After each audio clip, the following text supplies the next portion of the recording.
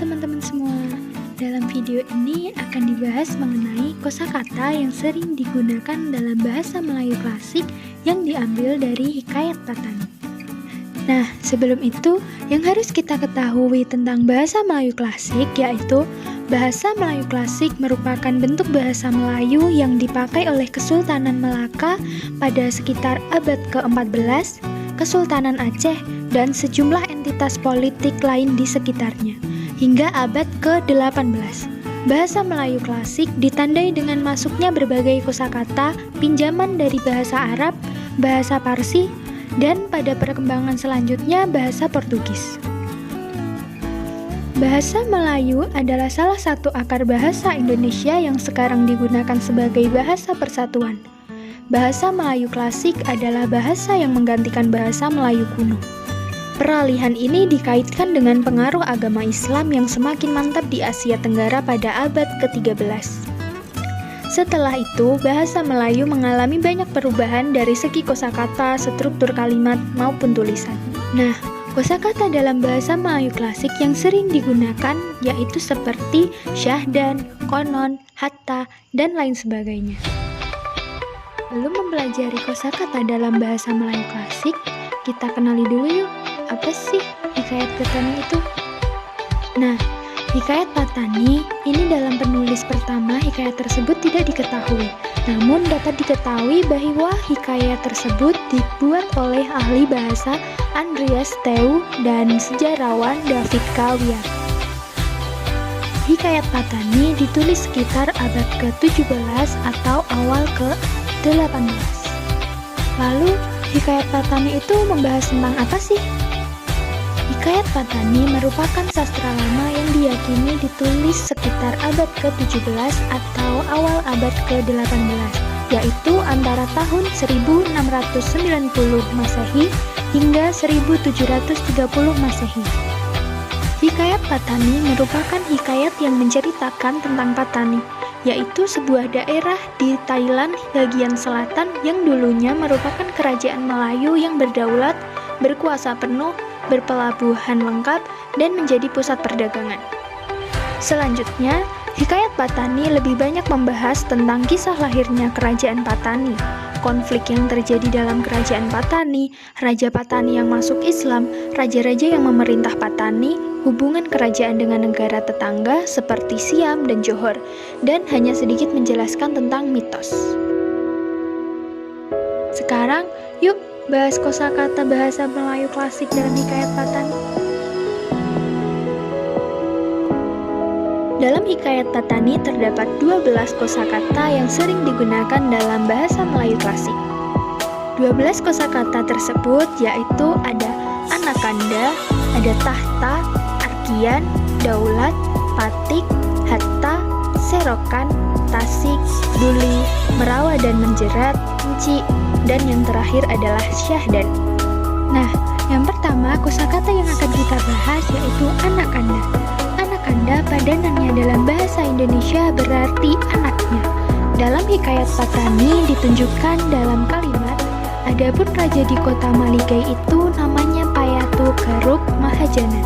Maka Payatu Garuk Mahajana pun beranak seorang laki-laki, maka dinamai anakanda baginda itu Payatu Angga. Kosakata yang kedua yaitu tahta. Tahta memiliki arti tempat duduk raja, kedudukan, kerajaan, kursi kerajaan atau tempat duduk raja, singgasana atau kekuasaan raja. Dalam Hikayat Patani, kosakata tahta ditunjukkan dalam kalimat, pada suatu hari Payatu Nakpa pun duduk di atas tahta kerajaannya dihadap oleh segala menteri pegawai hulu balang dan rakyat sekalian. Kosakata yang ketiga yaitu arkian. Padanannya dalam bahasa Indonesia yaitu berarti sesudah itu atau kemudian dari itu.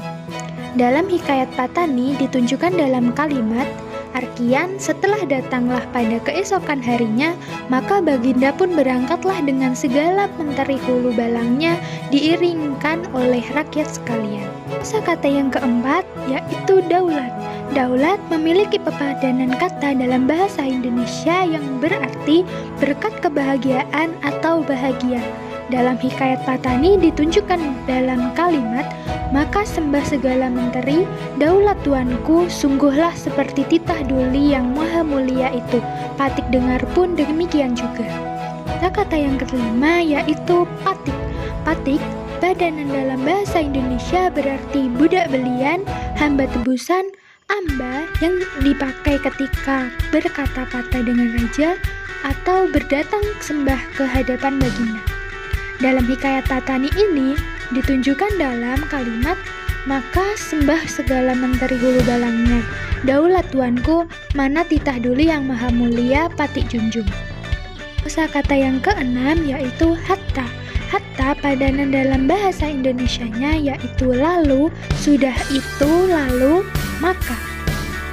Dalam hikayat Patani, kosakata hatta ini ditunjukkan dalam kalimat, hatta ada sekira-kira 2 jam lamanya maka berbunyilah suara anjing itu menyala. Kosakata yang ketujuh yaitu serokan. Serokan memiliki arti teluk kecil di sungai atau di pantai laut, parit di sawah, selokan, susukan, ataupun terusan. Dalam hikayat Patani ditunjukkan dalam kalimat, setelah baginda datang kepada suatu serokan tasik itu, maka baginda pun bertemulah dengan segala orang yang menuntut anjing itu. Kosakata yang ke-8 yaitu tasik. Tasik memiliki arti kawasan air yang luas yang dikelilingi oleh daratan atau juga bisa disebut danau. Dalam hikayat Patani ditunjukkan dalam kalimat, setelah baginda datang kepada suatu serokan tasik itu, maka baginda pun bertemulah dengan segala orang yang menurut anjing itu. Kosakata yang ke-9 yaitu duli. Duli memiliki arti kata kehormatan yang dipakai apabila berkata kepada raja atau berbicara tentang raja, atau juga bisa diartikan sebagai baginda. Dalam hikayat Patani ditunjukkan dalam kalimat, maka pada masa Padukanenda berangkat pergi membuat negeri ke Ayutthaya, maka Patik pun dikerah orang pergi mengiringkan duli Padukanenda berangkat itu. Selanjutnya kosakata yang ke-10 yaitu merawa dan menjerat. Merawa dan menjerat memiliki arti duduk santai sambil mengerjakan sesuatu. Dalam hikayat Patani, kosakata merawat dan menjerat terdapat dalam kalimat, maka baginda pun bertemu dengan sebuah rumah orang tua laki bini duduk merawa dan menjerat. Kosakata yang ke-11 yaitu ada enci. Enci padanan kata dalam bahasa Indonesia itu memiliki arti kata sapaan atau sebutan untuk orang laki-laki atau perempuan yang sedang kedudukannya atau yang tidak dikenal.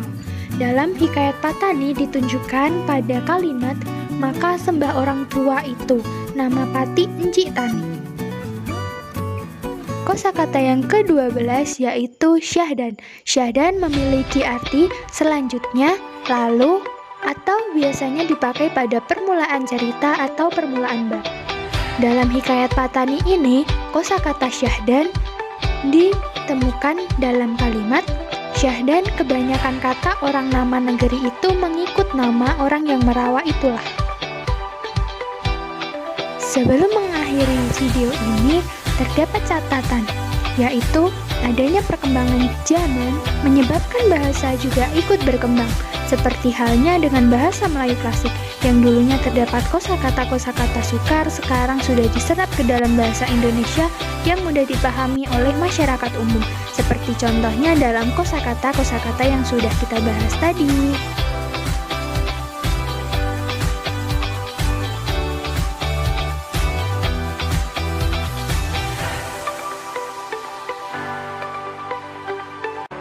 Sekian pembahasan mengenai kosakata bahasa Melayu klasik dalam hikayat Patani ini. Terima kasih.